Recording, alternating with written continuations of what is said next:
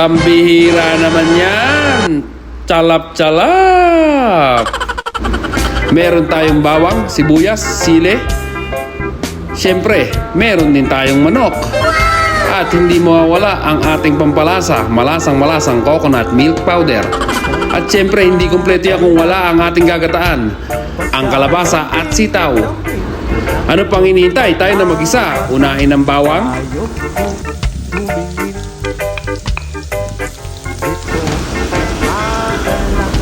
At pag kulay kayong manggina ang bawang, pwede na natin ilaglag ang sibuyas. Idamay na rin natin yung sili para mas malasa kaagad yung anghang, mga katalap-talap. Imekos-mekos mo na yan, calap-calap. Let's go!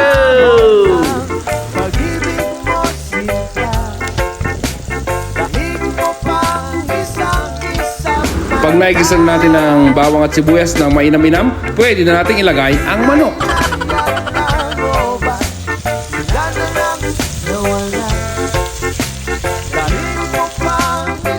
Lagyan na rin natin ang patis na malinis. Kasunod ng patis, ang katas ng pinatuyong dragon. At saka imekos-mekos, katalap-talap. Ang talap-talap mo naman. Kanina lang pagkaganda-ganda ng pagkasabi mo, sana'y tayo na nga. Kanina lang pagkasaya-saya ng Pag ganito ma-brown-brown na ang manok, mga katalap-talap, pwede na nating ilagay ang sitaw at kalabasa. Dahan-dahan lang, baka may mahulog, malang bilihin ngayon. daig mo pang isang-isang mata. Kanina'y nariyan lang o ba'y Takpan muna natin, talap-talap, para makulob ang init at maluto ang ating gulay. Pagka ganito ang gulay, pwede muna natin imekos-mekos ng konti, mga katalap-talap. At maya-maya, ilalagay na natin ang gata.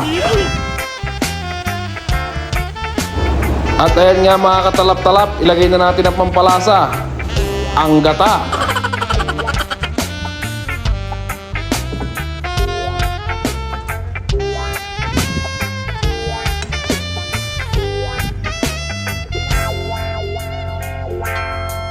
Hayaan lang muna natin yan hanggang sa kumulo ng kumulo. Let's go! At nakalimutan ko nga pala maglagay ng sili.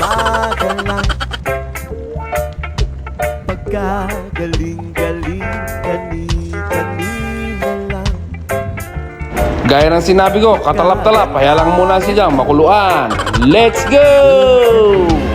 At ayan na nga mga katalap-talap, kulong-kulo na. Atin ang timusan at ang ating malaman kung masarap.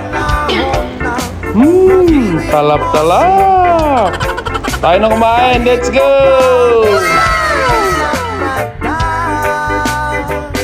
First bite. Kanina'y nariyan lang o ba, bigla namang nawala. Talap-talap.